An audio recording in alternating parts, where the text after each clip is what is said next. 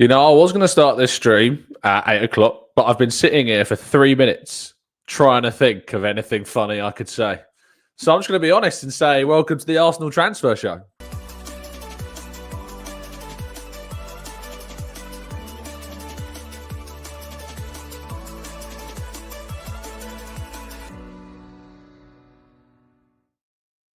Hello and welcome to the Gooner Talk, back again with you guys and girls for another episode of course, what is the latest Arsenal transfer show. I've really put the pressure on myself, and I know that some people in the chat box and the comment section have continued to say, Tom, you don't need to do it every morning. You don't need to put pressure on yourselves. But be me for a second. When I sit here and I'm reading the comments and people really enjoy it, and I love the, trust me, I really appreciate the kind words that you guys say about some of the funny intros that we've done. And I know there's no pressure, but you got people like Toby that's saying, we need a cold open. And it's putting it, I do this show every day. Not like Brooklyn Nine-Nine weren't doing daily episodes with their cold opens. There was an episode a week. They had a whole production company. It's just me. I can't do this every single week. I can't. So I'm sorry that some days are going to be funny. Some days aren't. And I don't know why the audio level's kind of going up and down. Hopefully that sorts itself out.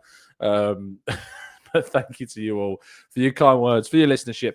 And as always, make sure you do drop a like, subscribe if you're new. We're on our way to 66,000 subscribers. Good morning to you all. Thank you so much for tuning in. Good morning to Dan. Good morning to Zoom and Steve. We've got Ken. We've got Julian. We've got Jose and Paul. We've got Spearman and Temmie in the chat box. We've got Waxy Millipede.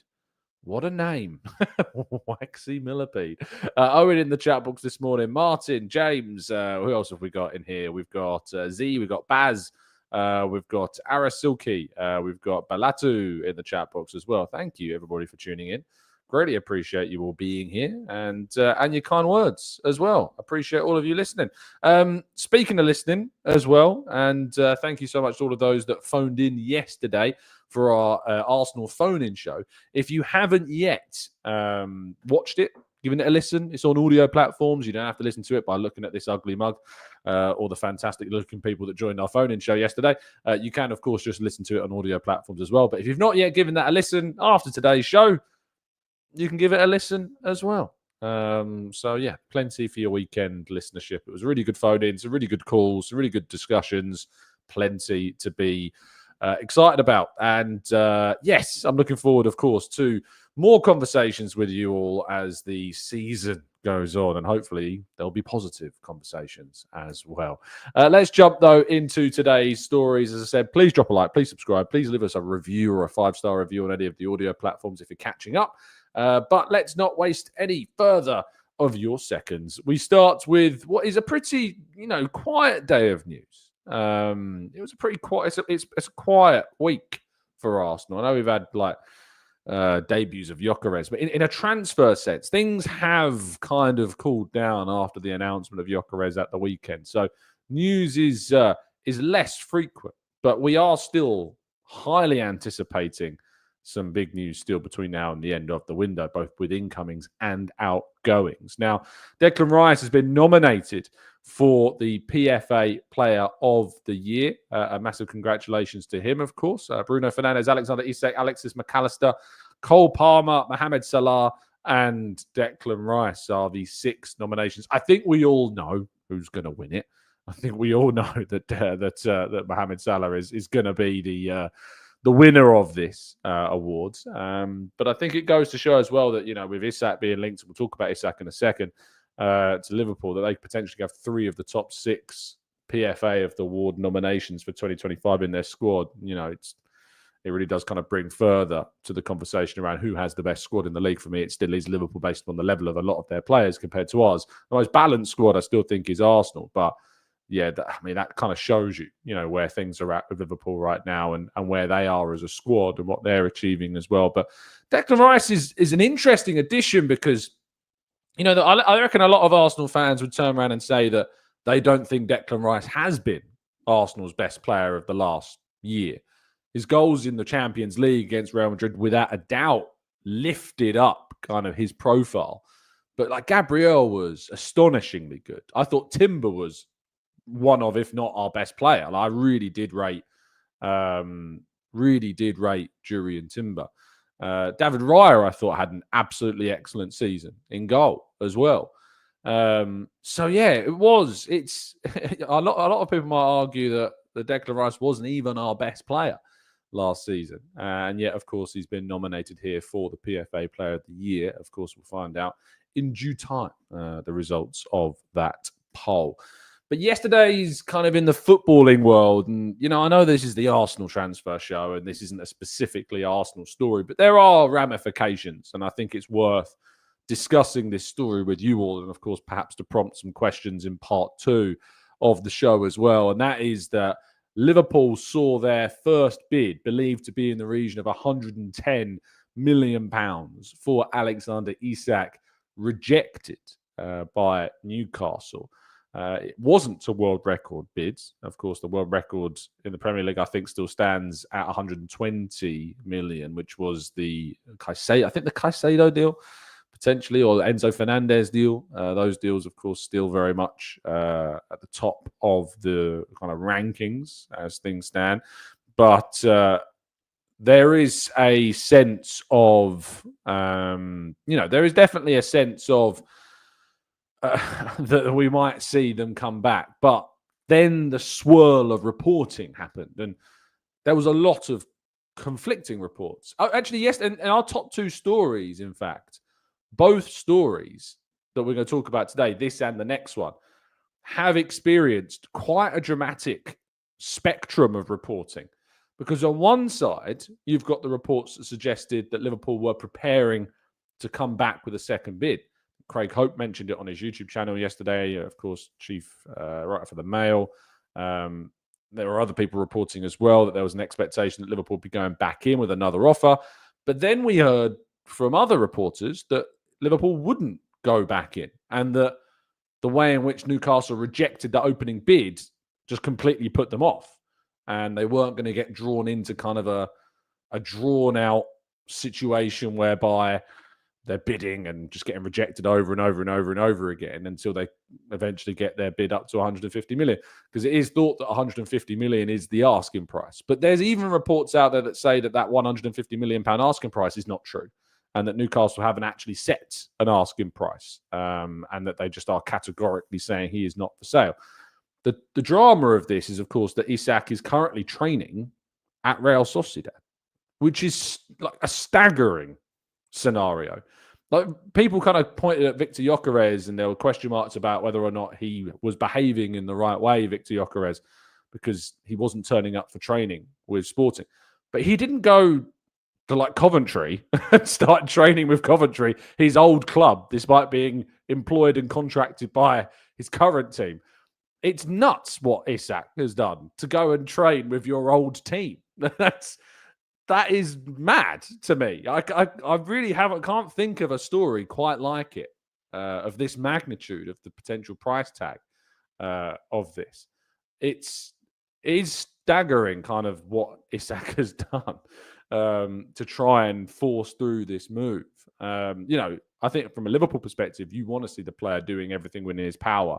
But where does it leave? Where does it leave Newcastle? Because Newcastle wants to sign Benjamin Sesko as a replacement, but he looks more likely to join Manchester United, ironically, than Newcastle.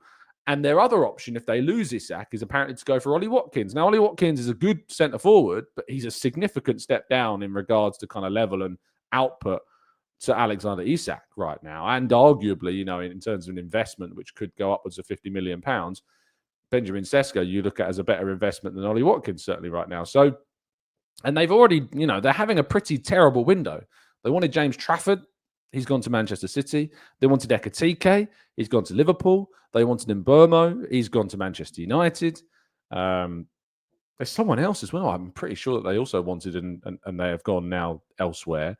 So it's a really, really worrying window for Newcastle. And this situation has got all the footballing world and Arsenal as well very much looking at what's happening. Liverpool and Newcastle are both within Arsenal's first 6 games. So they're going to face Isak, it seems, within the first 6 games of their opening run of the season. Unless, of course, he still stays with Newcastle, but is in a bit of a a bit of a tumultuous kind of scenario being there. So this is still very much an open story. We still don't really know what's going to happen, but it's very entertaining. Very, very entertaining so far. Indeed, that's for sure. And, from the way in which Newcastle have tried to build up this rivalry with Arsenal and some of the conversations we've had from the supporter side of things, I think Arsenal fans are probably reveling a little bit in this whole drama. But obviously the other big story, which again has caused a lot of confliction, is this Eberechi Eze release clause. Now, it is now August 2nd. And according to Sami Mokbel and Fabrizio Romano, his release clause is now expired. According to those reports, that release clause has expired. Now, I reported, of course, a few days ago, alongside Ed Aarons of The Guardian, that the release clause of Eze was set to expire before the start of the season. That was the expectation, that it would expire before the start of the campaign, which, of course, yesterday is just before the start of the campaign. It's just a lot earlier than I think a lot of us expected. But we didn't have a specific kind of date. We didn't know the specific date of that release clause expiring. However, the Standard have reported yesterday, I think Dominic Smith, fantastic journalist, top fellow as well, reported yesterday that the release clause actually expires on the 15th of August. And I've seen others suggest that it expires on the 15th of August as well. So you've now got this scenario where we've got very legitimate journalists, very, very well accredited, reliable, well-sourced journalists reporting two different things. And you might turn around and say, well, this kind of shows you how bad kind of it is. But actually what it is, it's quite simple how this stuff happens. People have different sources. It's within, in some ways, kind of the best interests of perhaps the player or the club sometimes for different types of information to get out. I think it's just fair to assume, as I've reported and as Ed Aarons at The Guardian's reported, that the release clause expires before the start of the season. But the release clause is pretty irrelevant anyway. Arsenal have no interest or intention of paying that £68 million release clause. And there's been further suggestions that there could be a deal to be done, around the £55 to £60 million mark, with Arsenal paying quite a considerable amount of that up front. Palace want, to my knowledge, £35 million up front. And there's also the situation where QPR have a sell-on clause. Now, I've seen different reporting around that sell-on clause. Some say it's 15%, some say it's 20%. So again, we've kind of got more conflict around the Eze deal, around the sell-on clause that QPR have. 15%, 20%. It's a lot of money. In a £60 million deal, 20% is 12 million quid. It's a lot of money for QPR if this deal goes through. And it takes off a big chunk of that fee for Crystal Palace. I can't remember how much Crystal Palace sign Eze from QPR. How much do they pay for him? So they paid a fee that could rise to £20 million, which, considering how long he's been there and the fact he's won an FA Cup, probably most of that £20 million has been paid. So if, say, they sell in for 60 million, they lose, let's hypothetically say it's a 20% sell-on clause. It could be 15%. If it's 15%, then it's what? It's £9 million. So £60 million, £9 million off that, £51 million for Palace.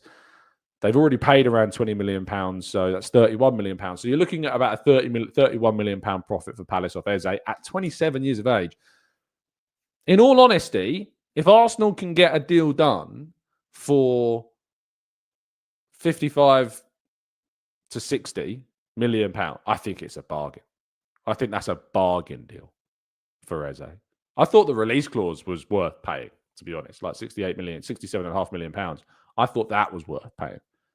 But for Arsenal to get a deal done between 55 and 60, even if 35 of that was to be paid up front, I think that'd be a great deal for Arsenal to get. So the player wants the deal, to my knowledge, is really, really, really wanting this to happen. He wants the move. Wages aren't said to be an issue. Personal terms aren't thought to be a problem.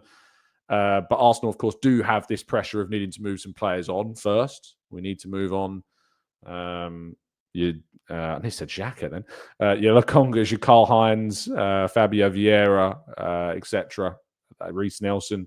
If they're moved on, or some of them are moved on, it would help. But it shouldn't affect Arsenal's approach for a left winger if one of Trossard or Martinelli. For the only way Arsenal will sign a left wing player, in my view, is if one of Martinelli or Trossard goes. And at the moment, that doesn't look like it's happening. But that's not to say that it still couldn't. And it's certainly likely, I think, by the end of the window that Trossard's future could come to a bit of a conclusion. But at the moment, it's not. Nothing's really going on right now. But especially, we don't really know the outcome of a Trossard injury. But what we do know is Eze's primary position, or how he's thought of at Arsenal, is obviously as a central figure who can play in a wide area. That's always how Eze's been seen at Arsenal, as a player that can operate in the middle for them and give them versatility in other areas too. But that the only way Arsenal would sign a wide player is if obviously we manage to move on one of Trossard or Martinelli. That's what we're waiting. So for a wide player, you know the story. We've gone over it many times now. You're very much well in the know now, you lot, about what's going on. So let's see what happens. We've still got a month left of this window, and the Premier League starts for Arsenal in 15 days now. 2 weeks tomorrow, the Old Trafford. Hopefully, I'll be there.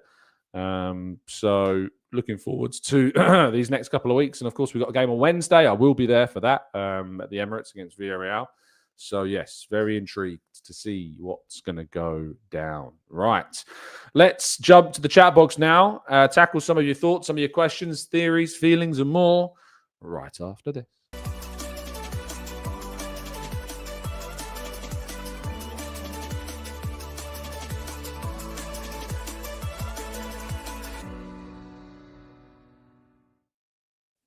Okay, this is, of course, part 2 of today's show, where we're going to be jumping into the chat box, tackling some of your questions and more. Let me know what you think of the away shirt, by the way. Arrived yesterday. You don't need to guess who's on the back. You know who's on the back of the shirt. You know, it's broken records. But with the club font, of course. Always the club font. But yeah, let me know what you think of the away shirt. I really like it. I think it's nicer when you see it in person. Like when you have it in the flesh, it's really nice. On the telly, you know, I had a few kind of question marks about it, but actually getting it and having it, it's really, really nice. Really nice fit. I think it's got that kind of like, not too tight, but kind of like kind of molded aesthetic. It's quite nice around the arms in particular. So yeah, I'm a big fan. I'm a big fan of this shirt. I think it's very, very nice indeed. It's not got Havertz on the back. He's on the back of my home shirt from last season. So there you go. Right. Before we jump into the questions, Justin, thank you so much for becoming a brand new member or a continuation of your membership. Either one of those. It's very difficult now and again to work out whether it's a new membership or a restarting membership or a continuation of membership. It's really difficult at times if things run out and restart, but StreamYard doesn't give you information. But thank you, Justin, for your continued support of the channel. And Lord B, thank you so much for the super chat as well. Long-time listener, first time to tune in. Thoughts on giving the captaincy to Rice at some point in the near future? To me, he's Mr. Arsenal. Not for me in terms of the change of captaincy. I don't think we need to do it. You don't need the armband to be a leader, to be a captain within the squad. Rice is definitely one of those leaders. It's not only going to do more harm than good, the changing of the captaincy. Take an armband off of Ødegaard to give it to someone else while he's still at the club. That's only going to cause more harm than good. So he doesn't need an armband to be a leader. He doesn't need an armband to be a captain.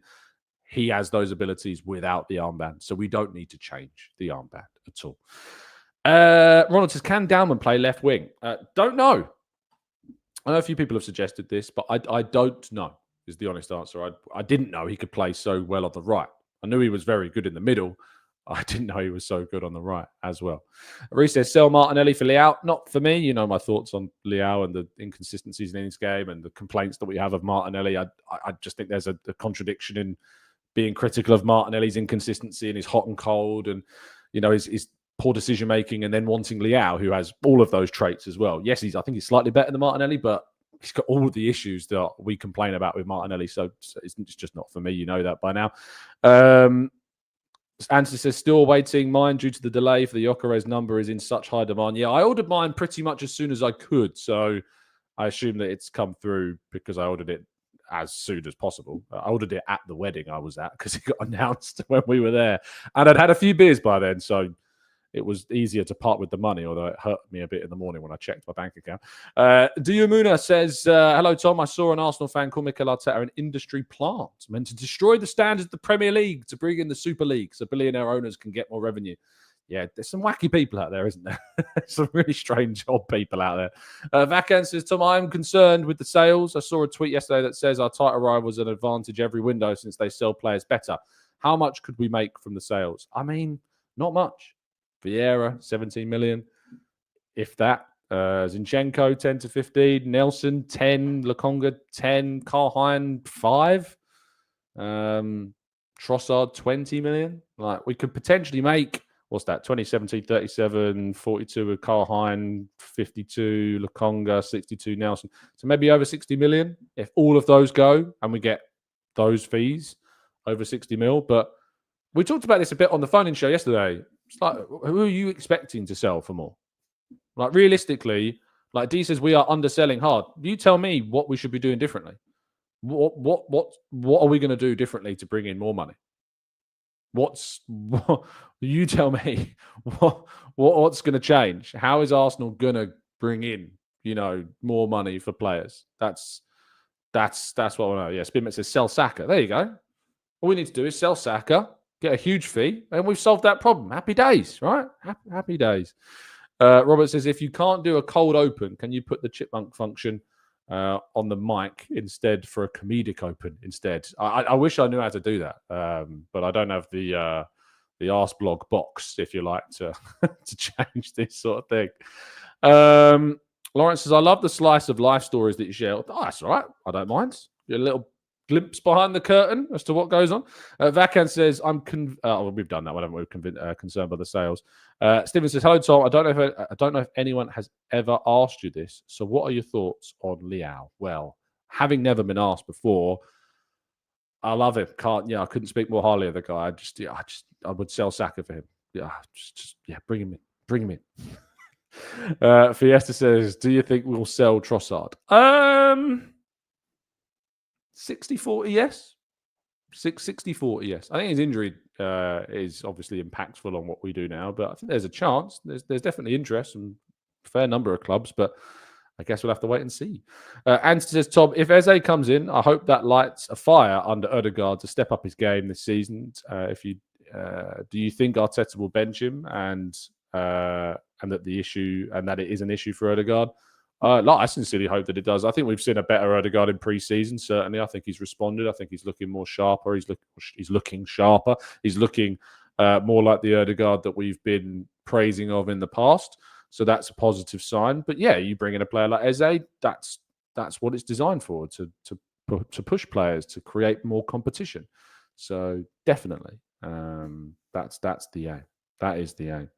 Amar Organa says, Tom, I thought Berta was our saviour. He would be great at selling. I'm on alert. Well, yeah, I mean, you can only sell what you've got to sell. It's like turning up to a boot fair and saying, I expect you to bring in huge sums of money. You've got a great selling record, but what you're given to sell is some second-hand stuff that, you're not getting much interest at your table. It's all well and good saying, it's meant to be better, but you need the interest, you need the assets. And Nike says, Martinelli could be our sales record. Yeah, he definitely could, but only if a club comes in with a bid that tempts Arsenal into selling, which so far I do not expect to happen this summer.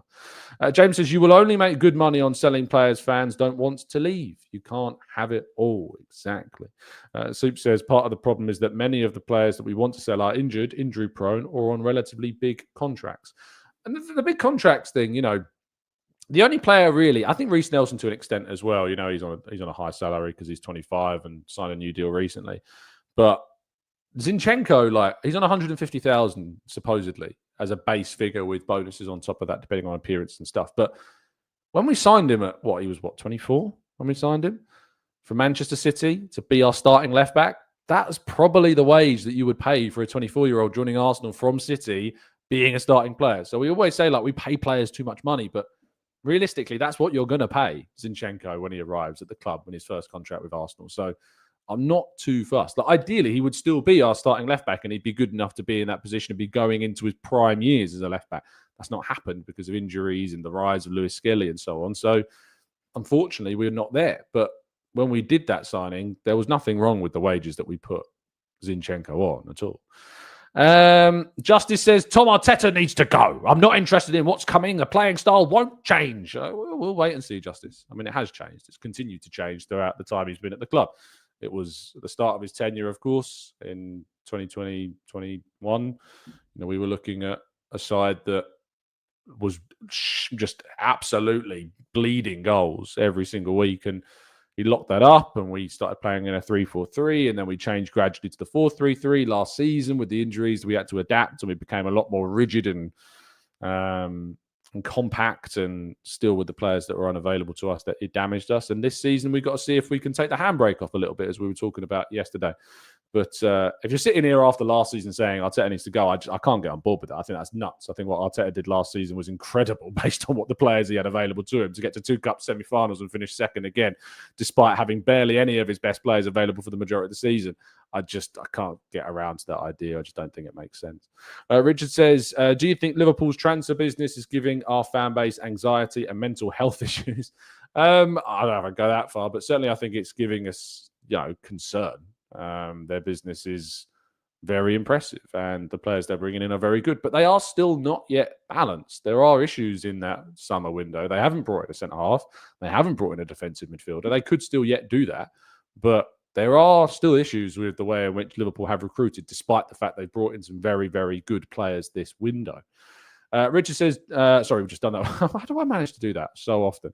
Lawrence says, the only player that has the potential to sell for good money is Martinelli, and I don't see him leaving. The rest are pretty much fodder. And I think that's pretty spot on. Vacan says, or do the players that we are trying to sell have terrible agents? Maybe. I don't know. Maybe that's the reason. Always blame the agents. If in doubt, blame the agents. Jamie says, Tom, do you think Eze completes us?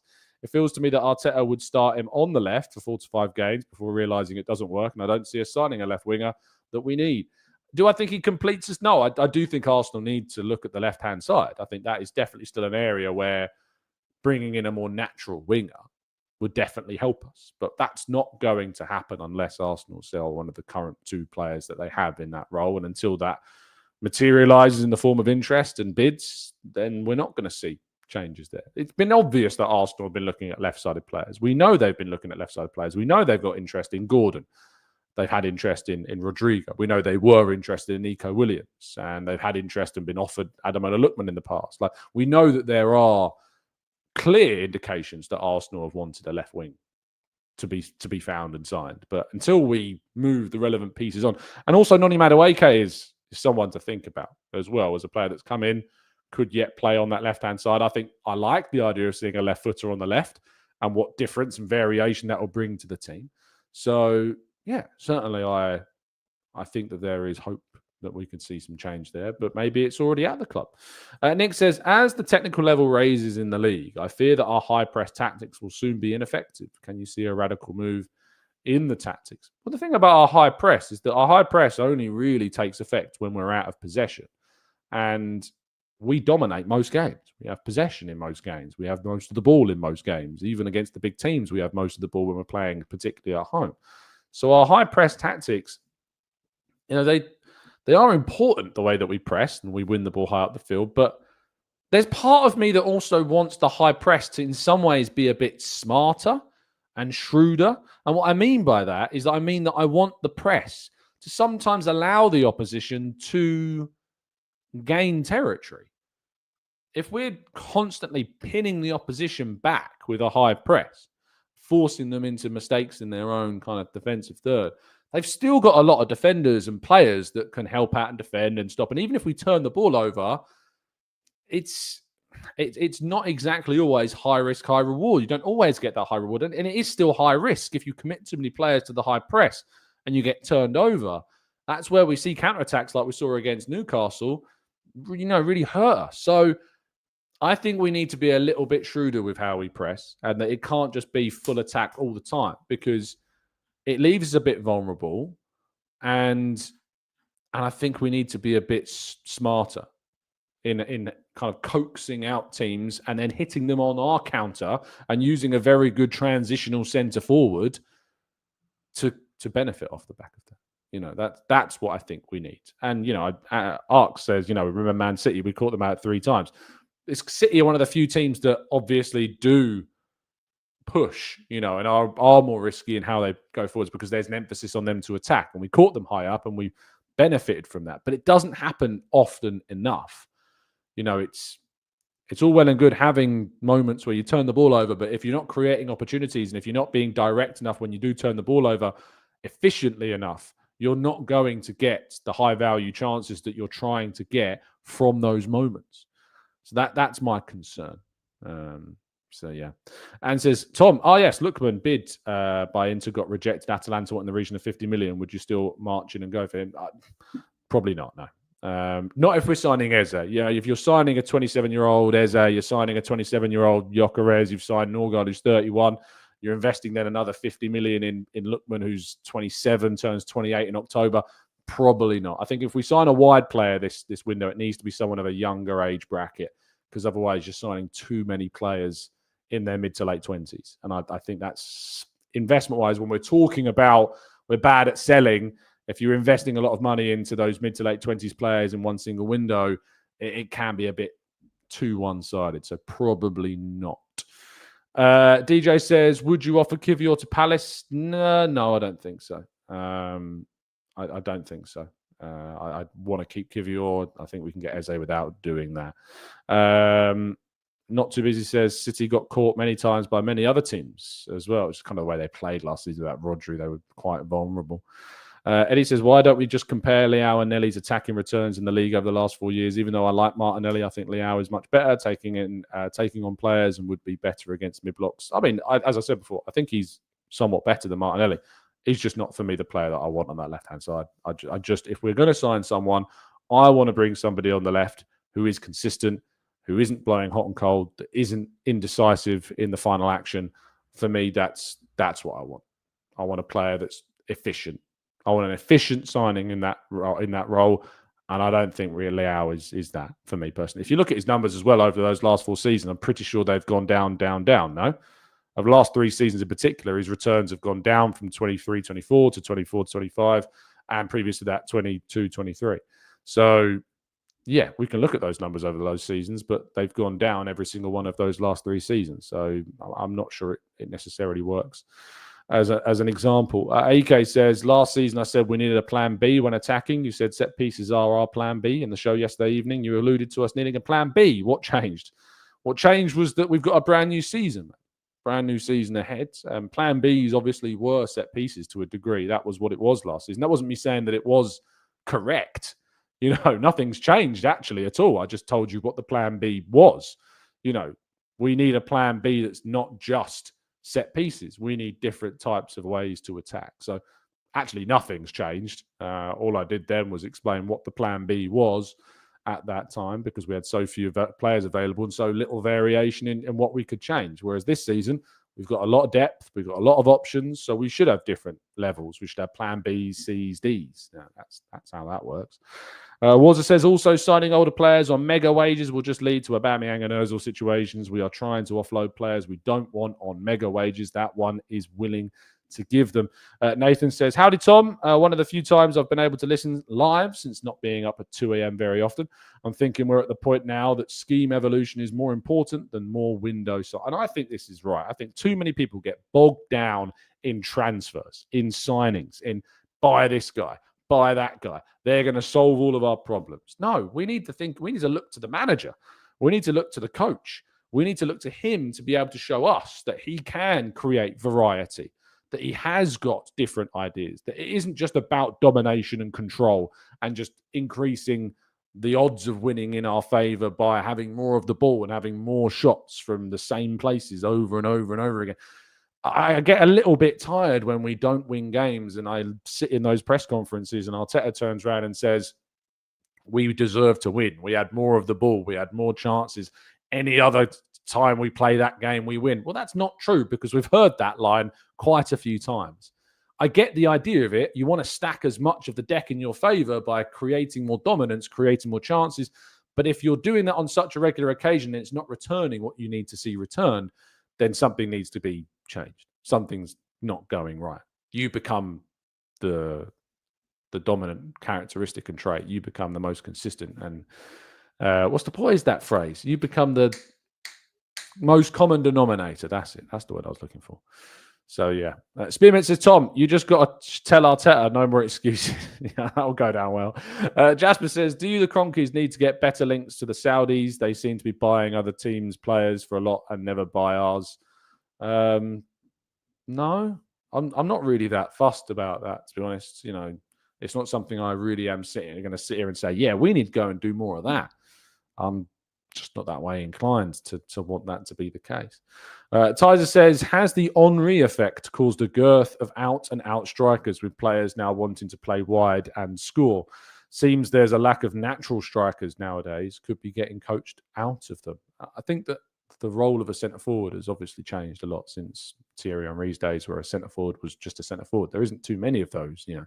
Even, you know, I think Lewandowski is probably a great example of one of the last centre-forwards, but even likes of Harry Kane and Benzema, they had to adapt and change, become creators beyond just being number nines. But yeah, there's very few. Haaland, I think, probably still falls into that category. I know he's had to also change his game, and Pep's broadened his kind of repertoire, Haaland, and has been kind of more creative in that City teams, particularly not last season, but the season before last when they won the treble. He had to change the way he played. He wasn't just the number 9 that got on the end of chances. He had to be part of the build-up.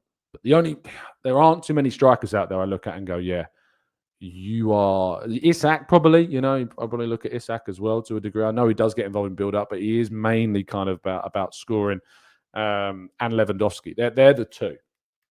Isak and Lewandowski for me, to a lesser extent Haaland. But, you know, your Benzemas, your Kanes, you know, these guys, their game's adapted to be more broad, more multifaceted. So I think you're probably right, Tyzer. Yeah.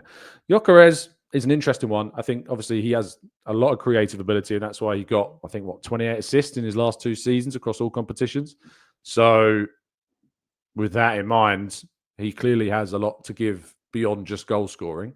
And we saw that, I think, in his little cameo the other day. He set up that chance for Zubimendi with like the only touch he had in the game. So, yeah, there's a lot more. Parvez says, hi, Tom. Can you break the kit profits the team get? I don't know what they are, so I can't. Sorry, I don't know what they get from the kit being sold at record levels with Gyökeres. Nathan says, hoping Gyökeres adds more creativity and variety in our attack. Is there an option that we go with a formation that has only 2 up front in Gyökeres and Saka? I'm still trying to learn all these different formations. Arteta maintains that we don't play a 4-3-3. I've said it to him before that we play, you know, I was like, you know, you play this 4-3-3, and he's been like, no, we don't play a 4-3-3. And like in my head, I'm inclined to say I don't agree with you. I think that it is a 4-3-3 in foundation, and that's the formation it's based upon. Yes, it's not rigid. It's not just a 4-3-3. And yes, Lewis Skelly joins the midfield. And yes, sometimes Saliba pushes forwards. And yes, it doesn't necessarily always see 3 midfielders. One can push into the front 4. I get that. But it's a 4-3-3. That's how we play. That is the foundation of what we do. That's the structure. On average, that's what it looks like. It changes to a 3-4-3. Sometimes it changes to a 3-3-4. Sometimes it changes to a 3-2-5. Like, it does change, but it's absolutely a 4-3-3. And I think that we might see times where from the bench we bring on Havertz, not for Gyökeres, and put 2 centre forwards up there, but it's still going to be a foundation of a 4-3-3. Unless that changes this season and we have a very different lineup, the foundation of what we do will still be a 4-3-3. Anne says, Tom, given the nature, of how we play in this current system setup, we're still going to suffer from mid and low blocks. Spurs came, for example. Do you see him changing the style or keeping it the same? I don't know. I don't know. I have no idea. I've seen him change styles throughout his time at Arsenal to be where we are now. But so if you're looking at based on his old tenure, you would say yes. He will change because all he's done is change his system. The system has evolved from the point he arrived at Arsenal, as I talked about earlier on in the show. So based on that, you'd have to say, yes, he will change. But I don't know. We will have to wait and see this season, and we'll get an idea as to how. And we won't know that within the first 5 games. We'll know that within the first 10 to 15 games if things have changed, because you have to give enough evidence to enough of a sample size to know that things are different, that there are changes, that there are variations in the way that we attack. So it's going to have to take time. Temi says, Tom Arteta pays you. You dare not disagree with him. No, I'm going to get a cut on my wages. Patrick says, great show, Tom. This United game could be toxic if we don't win. Looking at the online chatter. Any game we don't win is going to be toxic, Patrick. The reality is that it's football. You're not going to win every game. You just got to try and win more than everyone else. That's what you've got to try and do. You've got to try and win more than anyone else, and you've got to try and lose less than everyone else. And don't draw too many. Just win as many as you can. And if you win more than everyone else, you will win the league. I don't know if there's any occasion where a team that has got the most wins has not won the league. I know that you could be in a strange scenario where you never lost a game and got loads of draws and a team won more games than you and managed to win it, won more games than you and didn't win the league. But I'm pretty sure every single season, whoever has won the most games has won the league. I'd be curious if that ever didn't happen. But yeah, it's as simple as that, But you are going to lose games. There are going to be games you don't win. And the thing is, with social media as it is today, that's given a voice to every Tom, Dick and Harry, that unfortunately it leads to some kind of mad people getting a voice. But it is what it is. And we just got to be as grounded, realistic and reasonable as we can. And when we need to criticize, we can criticize. When we need to point out that there are wrongdoings and flaws and problems and things that need to change, we can point them out. But let's see what happens on the opening day of the season before you go hell for leather right now. Kelvin says, I don't know if I missed it, but to my recollection, I haven't seen Sambi Lokonga play in any of the preseason games so far. Is he injured? And if not, shouldn't we be putting him in the shop window? I guess it's a balance, isn't it? You got to think Nelson's being given the opportunity to be putting himself in the shop window. Zinchenko's given himself the opportunity to put himself in the shop window. Lokonga, they just don't really see the value, I guess. I guess they just don't feel that his value will change even if they give him minutes. And it would only be a few. So very, very difficult. Jamie says, Tom, did you see that clip of Rooney and Tom Brady on the new documentary? Let's just say Rooney doesn't come across like a Wenger or an Arteta. I will check it out. I have heard some stuff that it's worth a watch. So I'll try and give that a watch when I get an opportunity to. Not to be says it's pre-season. Don't get injured. Stretch your legs. Get fit, and don't show the opposition what you're going to be doing during the regular campaign. This is also another thing.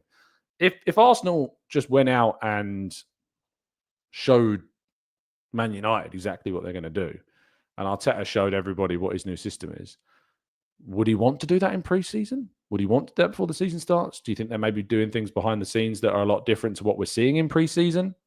Maybe. Maybe we don't want to give up all of our secrets before the new season about what our plans are, how we plan to be structured, how we plan to do things. Maybe we don't want to give that up, and that this is just about playing and getting minutes in the legs and seeing what different players can do if you're just kind of given the license to do it.